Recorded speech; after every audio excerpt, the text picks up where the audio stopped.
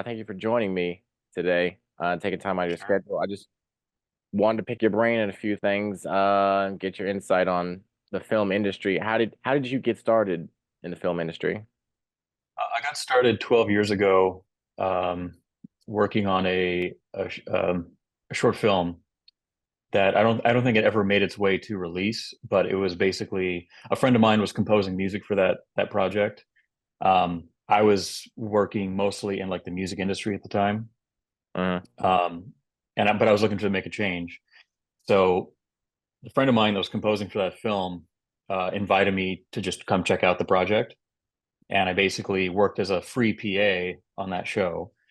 And I just met producers and just kind of started making connections out of that. And that's how I basically got my start. and where do you get your inspiration to make your films?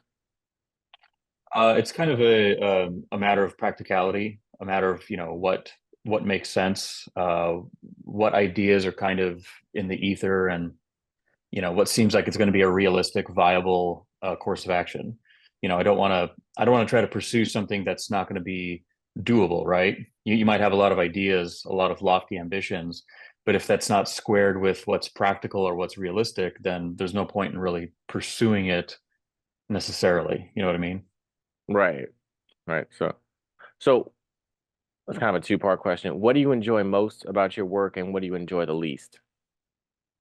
Um, the thing that I enjoy the most is working with people who are on the same page, who share a uh, similar energy, whether it be creatively or just interpersonally. Um, if the project's not all that great or if the concept's not all that interesting, but I really enjoy the people that are a part of it, that's that's more compelling than working on like a big, fancy, uh, uh, big budget film or anything like that. I personally, I'd rather work on small, low budget projects with people that I like, people that I enjoy being around, Hmm. as opposed to doing some, multi-month or multi-year thing that is just going to be a tedious process because I just don't really enjoy the people involved. So Right. that's I guess the answer is, the part that I like the most is the people, and the part that I like the least is the people as well. Depends on the situation, really. That makes sense. I've gotten when I ask that question to other filmmakers, they always say the thing that they like the least is financing. Well, yes. I mean, I guess if you were to think about the like the overarching process elements, financing is a big pain in the ass, right? It's usually the hardest thing to do because it's like hitting a moving target in the dark. You don't necessarily know what the financier entity is going to be wanting or looking for, and generally it's similar to the venture capital world. Like when an entrepreneur or a startup is enlisting an investment from an angel investor or a capital investor, um, they're not necessarily investing in the pitch. They're not investing in the project itself. They're investing in the individual. If the entrepreneur can present himself in such a way where he or she instills confidence in the person with the money, that's going to make a bigger impact than having like all the criteria, all the marketing details, all of that information intact, because that speaks to the nature of how people actually interact and how faith and trust is established. It's not about facts and data, it's about feeling and interaction. That's the biggest part. So in film financing, similar to what I was saying about just the nature of what makes a film enjoyable, that even dictates how a film is sufficiently funded, is because the director or the producer, whomever, has a connection to the person that has the money. And that person, that individual, the financier entity, they believe in that filmmaker. They believe in the director. They believe in the producer. There's a kinship or an association that brings them together and instills that confidence. So, in either case, like people determine everything.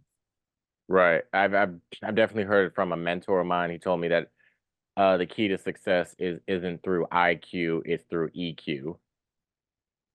Sure. Sure. Yeah. I mean, and that's become more and more prominent these days as a talking point, right? It's not so much about hustle or, your ability to endure hardship. It's more so about being an interconnected human being. Hmm. Yeah, but what do you hope your career will be in the next 5 to 10 years? Well, in light of this AI paradigm that's been unfolding in front of us, it's hard to say. I don't I don't have any sort of precious fixation on filmmaking itself. I'm more so just driven by doing something that is fulfilling and purpose oriented.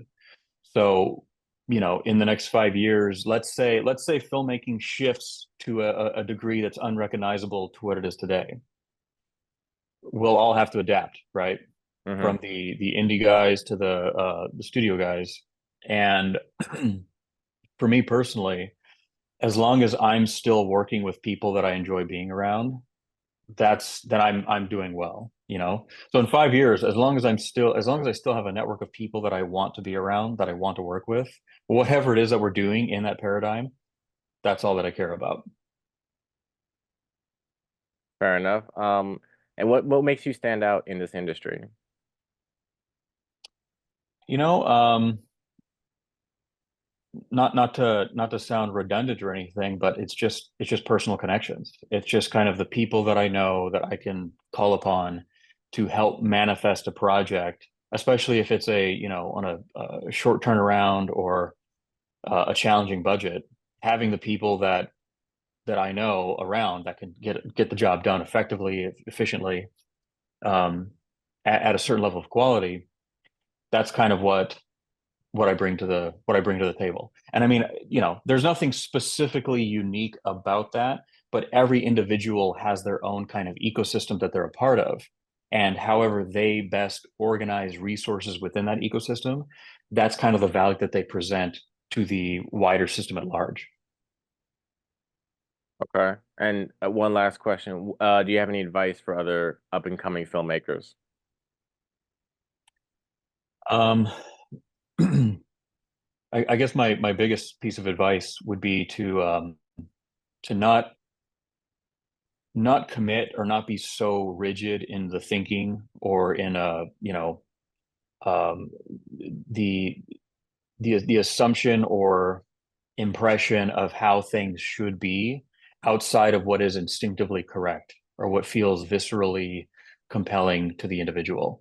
So if a filmmaker is starting out and he or she is maybe doing something that's unconventional, or it doesn't fit the model, it doesn't fit the mold of what the establishment or the conventional wisdom dictates, but that's what the individual feels is right or is fulfilling, then I would say ignore all the conventional wisdom and just do what feels correct every step of the way. And, refrain from locking oneself into these systemic sort of thought processes that don't feel genuine. Um, so and I think everyone would benefit from doing that at every step in their career, no matter what sort of field or industry you might be in. Well, Michael, thank you for your time. I appreciate it, sir. I hope you have a wonderful day. No problem. You too, sir. Take care.